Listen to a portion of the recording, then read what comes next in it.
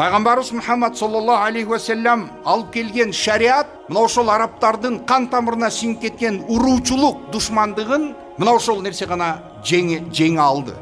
Аллах айтып атат, силер тозоктун, оттун бир четинде жыгылып түшүп өлүп калайын деп турган кезиңерде Аллах фаанкадакум минха, мына ошол нерседен Аллах силерди куткарды.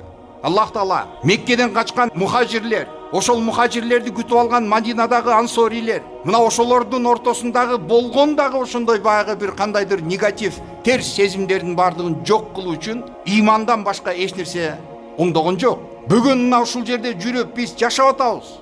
Бүгүн жашап аткан биздин мына ушул чөйрө кыргыз жана өзбек, эң көпчүлүктүү түскөн өзбек туугандар менен кыргыздар.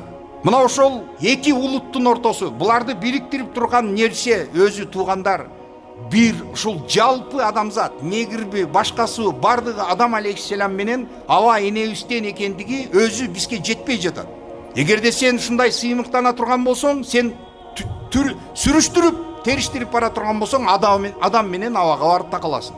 Жок, адамдын дагы, аба эненин дагы жынсын сен эгер териштире турган болсоң, анда топурак ылайга барып такаласың. Ылайга, жерге, өзүң тейлеп жүргөн жерге барып такаласың. Бирок бул чындык, акыйкатты биз унуттук. Сен жашап аткан бүгүнкү уруу, сен жашап аткан бүгүнкү улутуң, сен ошол улутту түптөп, мына ошол улутту түптөп аткан сенин кандай участияң бар, кандай сенин салымың бар. Мисалы, кече эле туулбадыкпы? Ушул жерде азыр тирүү отурган адамдардын бардыгын алып көрсөң 100 жыл жашаган эмеспиз. Эң алдыбыз бир 70 жашка, 80ге баргандырбыз. Эмнең менен сыймыктанасың? Эмнең менен сен мактанасың? Эмнең менен сен кыйынсынасың? Улутуң мененби? Урууң мененби?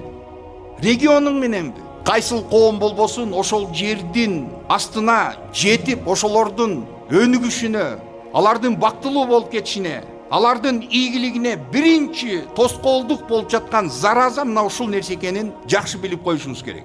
Намаз окуп, мечитте намаз окуп, Кудайга сыйынып, ошол эле кезде Кудайга кайрылып, бирок жүрөгүндө улутчулук сезими өчпөй жатат. Улутчулдук, нацизм оту өчпөй турат. Кандай сен Кудайдан уялбайсың? Кантип сен ошол өзүңдүн лицемериең, эки жүздүүлүгүңдөн сен Кудайдын алдынан эмне үчүн уялбайсың? Эмнеге сен коркпойсуң? Сенин жүрөгүңдөгү ниетиңди Кудай көрүп билип турат.